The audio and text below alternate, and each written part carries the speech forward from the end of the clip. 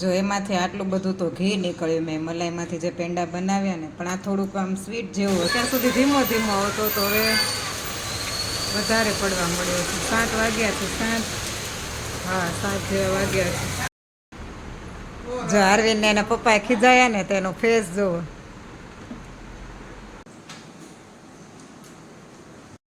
Hello friends, good morning, જય શ્રી કૃષ્ણ. નીના સાવલિયા બ્લોગમાં આપનું સ્વાગત છે. આઈ હોપ કે તમે બધા મજામાં હશો. એન્ડ આજે છે શુક્રવાર, એટલે કે વીકેન્ડનો ડેઝ આપણા નજીક આવતા જાય છે. Friday, Saturday and Sunday. તો આપણે આપણા બ્લોગને અહીંયા જ કન્ટિન્યુ કરીએ. અને આજે આપણે બનાવીએ છીએ બપોર માટે. તો ડાયરેક્ટ હું તમને કહું ને તો ટિફિનનું અને બપોરનું છે ગુવારની સબ્જી. અને સવારના નાસ્તામાં આપણે એઝ યુઝ્યુઅલ રોટલી જ બનાવવાની છે. ચા અને રોટલી. લોટ બંધાઈ ગયો છે. સવારે તે મેં પપ્પા સાથે નાસ્તો કરી લીધો હોય એટલે આપણો લોટ રેડી જ હોય. હવે આ બાજુ જુઓ, ભાઈ સૂતો છે.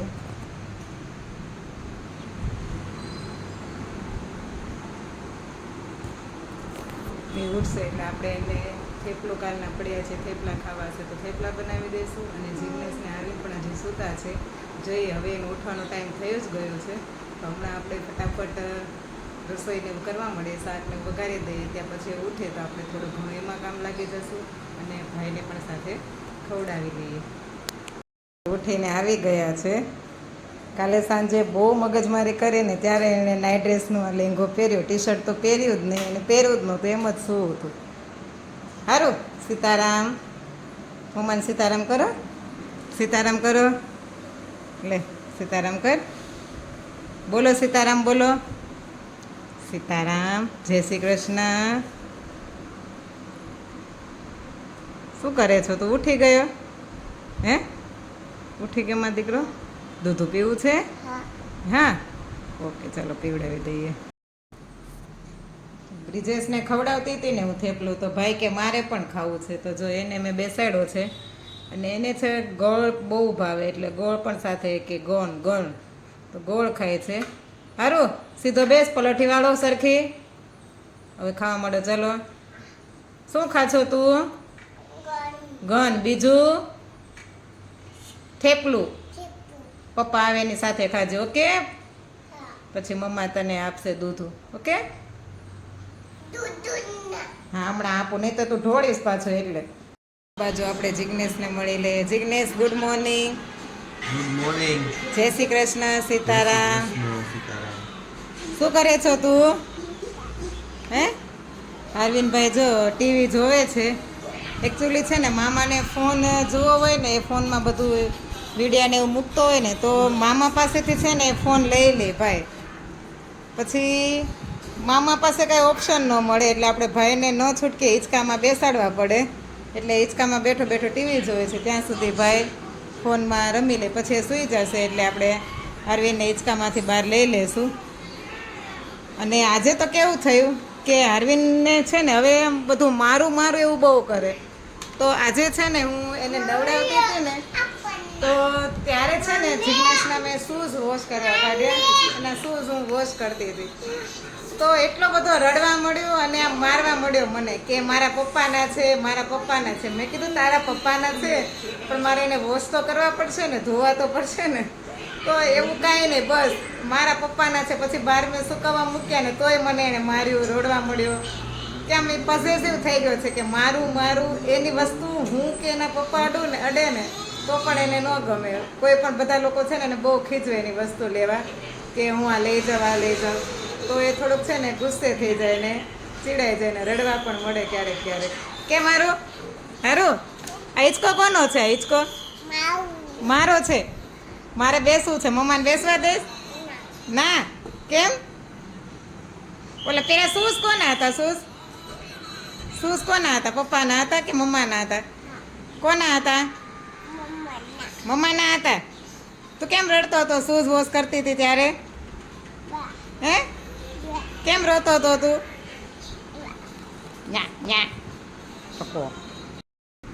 રિપેર કરાવવી પડશે એમ?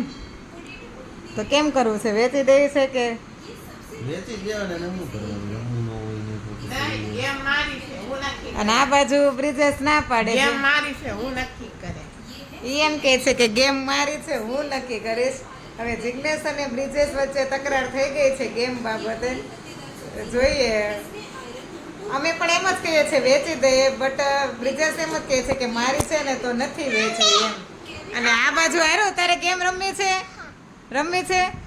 હવે જો બે તો છે, હવે ત્રીજો વ્યક્તિ પણ એડ થયો છે. હવે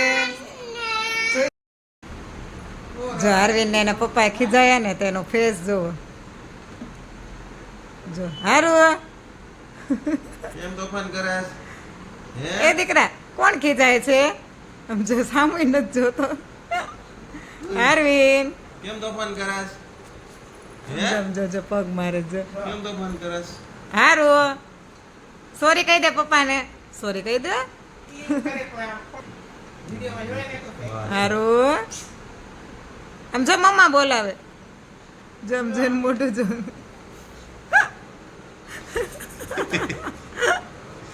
માય એંગ્રી બોય. યાનો જો આ જો પપ્પા છે ને કાલે રથયાત્રામાં ગયા હતા ને તો ત્યાંથી પ્રસાદી લાવ્યા છે, બુંદી છે, ચોકલેટ પણ લાવ્યા હતા ઘણી બધી. તો આ બાજુ અરવિંદભાઈ છે ને ફરીથી આજે પીટા પીટા કરતા હતા તો એને મેં આ બુંદી આપી દીધી છે તો એ ખાય છે. અને ભાઈને પણ ખાવે છે તો એને પણ હું ખવડાવું છું. હમણાંથી છે ને એને પેંડા બહુ યાદ આવે છે તો મારો વિચાર છે કે આપણે જે મલાઈ હોય ને એના પેંડા બનાવીને ટ્રાય કરીએ. આગળ મેં એક બે બનાવ્યા હતા, એને ખાધા પણ હતા. હવે આ વખતે ફરીથી જો એવું લાગે ને તો મારે એને બનાવી આપવા છે. એને ભાવે છે ને તો જોઈએ કે પછી ખાય છે કે નહીં એમ. જો આપણે પેંડો બનાવીએ છીએ, ટ્રાય કરીએ છીએ. આ મલાઈ લીધી છે, તાજી મલાઈ જ છે. હજુ અરવિંદભાઈને પીટા ભૂલાયા નથી, બુંદી ખાઈ લીધી ને તોય તે, એટલે મેં કીધું બનાવી દઉં. તો આ મલાઈ લીધી છે 4-5 ચમચી જેટલી છે. એની અંદર છે ને આપણે ખાંડ કે સાકર એડ કરી દઈશું. અમે સાકર યુઝ કરીએ છીએ તો આપણે સાકર નાખી દઈએ.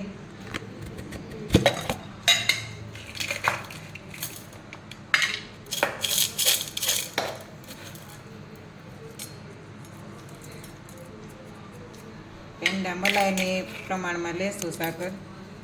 અને એને છે ને કન્ટિન્યુ આપણે હલાવવાનું છે જ્યાં સુધી એ ઘાટું ન થઈ જાય, કણી કણી થઈ જાય. આપણે મલાઈના પેંડા કેવા આવે કણીવાળા એ રીતે. અને આ રેસીપી એકચ્યુઅલી છે ને મને મારી સિસ્ટરે શીખવેલી છે, નહીંતર મને નહોતો ખ્યાલ કે આ રીતે પેંડા બને એમ. જોઈએ આપણે હલાવતા રહીએ કેમ થાય છે. જો એનો રંગ કલર છે ને એમ પીળાશ ઉપર થવા માંડ્યો છે. અને આ ભાઈ જો અહીંયા પરાણે પ્લેટફોર્મ ઉપર બેઠા છે. હવે એવું શીખ્યો છે કે આપણે રસોઈ કરતા હોય ને એટલે લાંબા પગ કરી કરીને ઊંચો થઈ થઈને છે ને બધું અડવા આવે. કેટલી હું ના પાડું ને કે તો દૂર જા બટે સમજે નહીં. શું જો 10 મિનિટ સુધી મેં કન્ટિન્યુ હલાવ્યું છે. હજુ પણ આમાં થોડી વાર લાગશે એવું લાગે છે. આમાં મેન એ જ છે કે તમારે આને છે ને હલાવતું રહેવું પડે. અને આ ભાઈને એટલી ઉતાવળ છે ને ખાવાની. પીટા પીટા બને છે. ઉભો રહે ને દીકરા. જો એમાંથી આટલું બધું તો ઘી નીકળ્યું મેં મલાઈમાંથી જે પેંડા બનાવ્યા ને. પણ આ થોડુંક આમ સ્વીટ જેવું હશે કારણ કે મેં એમાં સાકર નાખી હતી. તો પણ આપણે રોટલીમાં કે લગાવવામાં યુઝ કરી લઈએ. અને આ બાજુ જો અરવિંદભાઈએ પ્લેટફોર્મ ઉપર અડ્ડો જમાવી લીધો છે. મને ખબર છે કે જો હું આજે એને બેસાડીશ ને તો ડેઈલી એ મારી પાસે આવું કરશે. બટ આજે ના છૂટકે મારે એને બેસાડવો પડે એમ છે બિકોઝ એ કન્ટિન્યુ રડ્યા કરતો હતો કે એને ઉપર જ બેસવું હતું. તો મેં આ બાજુ નાના ગેસે રોટલી સ્ટાર્ટ કરું છું કે જેથી એને ત્યાં અડવા ન કરે. હું અહીંયા બાજુમાં જ ઊભી છું એટલે કંઈ પ્રોબ્લેમ આવશે નહીં. ઉતારવું છે આરું નીચે? જો ભાઈ ના પડે. ચાલ નીચે ઉતારો ચાલો. અમારું મ્યુઝિક સાથે અમે રોટલી કરીએ છીએ. કેમ મારું ગ્લાસનું મ્યુઝિક પણ અમારું સાથે છે. ઠક ઠક ઠક.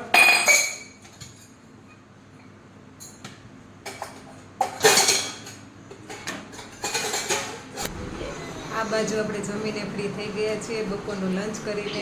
અને હારવિનભાઈ જો દાદા પાસે સૂતા છે, ભાઈ પણ ટીવી જોવે છે. અને અમારે છે ને ડેલીનું આ હોય છે કે બપોરે સૂઈને બપોરે અમે લંચ કરી લઈએ ને, દાદા સુઈ ગયા હોય એટલે હારવિન એની બાજુમાં સૂતો સૂતો ટીવી જોયા કરે, હું મારું કામ ફટાફટ ફિનિશ કરી દઉં. અને આજે મારે બપોર પછી બહાર શોપિંગ કરવા જવાનો પ્લાન છે. એકચ્યુઅલી મારે અત્યારે જ જવું હતું, પણ પછી પપ્પાને શું હારવિન સુવાના હતા એટલે મેં કીધું કે એને સાથે લઈને જ જાઉં ને. એટલે મારો વિચાર એવો હતો કે હારવિનને પપ્પા પાસે મૂકીને જાઉં, બટ એ પ્લાન મેં કેન્સલ કર્યો છે. અને હવે જોઈએ કે 4 વાગે પછી ઉઠી જાય પછી આપણે થોડું ઘણું કામ જે બાકી હશે ફિનિશ કરીને અમે જઈશું. તો બ્લોગમાં બન્યા રહેજો. 3:30 વાગી ગયા છે ને આપણે વહેલા ઉઠી ગયા હતા. અને હારવિન પણ આજે જો કે વહેલો ઉઠી ગયો, 3 વાગ્યા ને ત્યાં ઉઠી ગયો.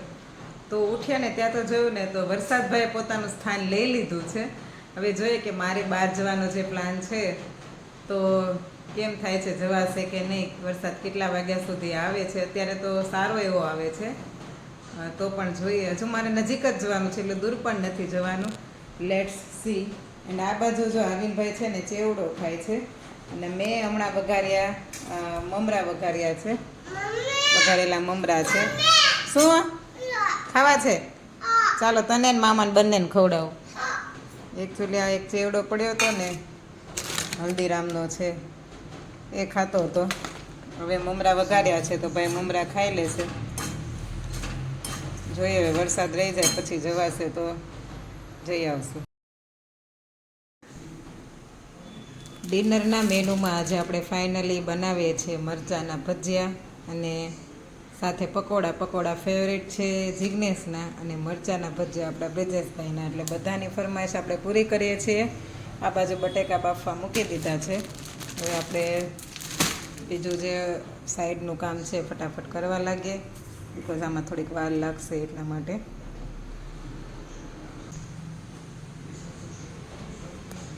મને છે ને કુકિંગનો શોખ બહુ, કે કુકિંગ કરવું મતલબ આપણે એમ આળસ નહીં, બટ કુકિંગ પાછળ પછી જે વાસણ નીકળે ને રસોઈના એમાં આપણે બહુ આળસ ચડે.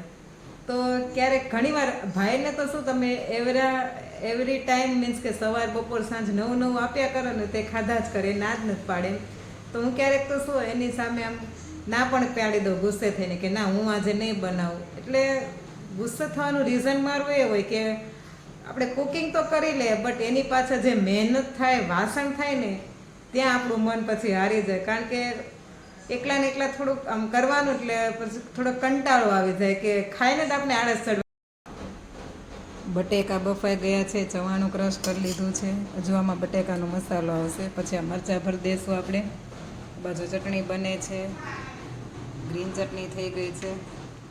આ બાજુ આપણે જોઈએ હારવિનભાઈ ને દાદા દીકરો બે શું કરે છે. જો એ છે ને દાદાનો ફોન લઈને બેસી ગયો છે. શું કરશો તું? ચાર્જિંગમાં હતો ને દાદાનો ફોન, તો કેમ લઈ લીધો? હે કેમ લઈ લીધો ફોન?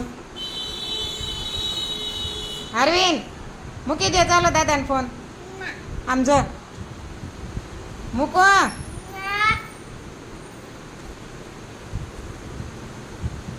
ધોધમાર વરસાદ શરૂ થઈ ગયો છે. અત્યાર સુધી ધીમો આવતો તો હવે વધારે પડવા મળ્યો છે. 7 વાગ્યા છે, 7 જેવા વાગ્યા છે. હા, ભરેલા મરચાંનો મસાલો છે ને મેં એમાં શું કર્યું છે, આપણે જે ચવાણું હોય ને બાલાજીનું તીખા મીઠા મિક્સ એ લીધું છે. એમાં મીઠું નાખ્યું, જીરું નાખ્યું અને 2-3 બટેકા આપણે એમાં મેશ કરી દઈશું. અને એ મસાલો આપણે મરચાંમાં આજે ભરશું, એનું ટેસ્ટ અલગ આવશે. અને હા, લીંબુ પણ એડ કરવાનું છે. એટલી વસ્તુ આપણે એડ કરી દઈશું. બાકી બધો તો શું કે ચવાણામાં મસાલો આવી જ ગયો હોય. તો પણ તમારે તીખું વધારે કરવું હોય તો તમે ચટણી મિક્સ કરી શકો છો, આદુ મરચાંની પેસ્ટવાળી. અને સાઈડનો જે બીજો મસાલો છે એ આપણે આ પકોડા બનાવશું એના માટે યુઝ કરી લેશું. બંને મસાલા રેડી છે, આ પકોડાનો, આ મરચાંનો, આમાં જે મિક્સ કર્યું છે. આ બાજુ લોટ પણ રેડી કરી દીધો છે. હવે આપણે ભરી દઈએ મરચાં. શું લેવું છે? શું હે? દવા.